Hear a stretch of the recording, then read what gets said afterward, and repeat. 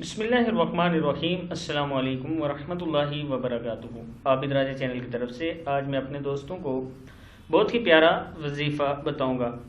ये वजीफ़ा असल में मैंने अपनी ख़वातीन बहनों के लिए बनाया है, इसलिए कि अक्सर वो रिक्वेस्ट करती हैं और शिकायत करती हैं कि आप हमेशा ऐसा वजीफ़ा अपलोड करते हैं कि बीवी को कंट्रोल करने या बीवी की ज़बान दराज जो होती है या जो ज़्यादा लड़ाई झगड़े होते हैं उसको कंट्रोल करने के लिए बनाते हैं। कभी आपने शोर पर वजीफ़ा नहीं बताया कि जो शोर गुस्से में रहते हैं और घर में लड़ाई झगड़े करते हैं वो कैसे कंट्रोल हो सकते हैं।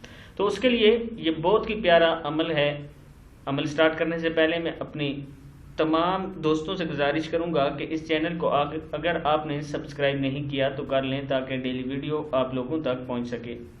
तो स्टार्ट करते हैं आज का लेसन। बिस्मिल्लाहिर्रहमानिर्रहीम। हर नमाज के बाद आपने अव्वल आखिर दुरूद शरीफ 11 मरतबा पढ़ना है और या मुइज़्ज़ु या अल्लाह, क्या पढ़ना है? या मुइज़्ज़ु या अल्लाह। कितनी बार पढ़ना है? 11 मरतबा। अव्वल आखिर 3 बार दुरूद शरीफ पढ़ के पानी पर दम करें और ख़ुद भी पिएँ और अपने शोर को भी पिलाएं। अगर पानी पर दम नहीं कर सकती तो तसव्वुर में रख कर भी आप पढ़ सकती हैं। इंशाअल्लाह इसका आप बहुत अच्छा रिजल्ट देखेंगी।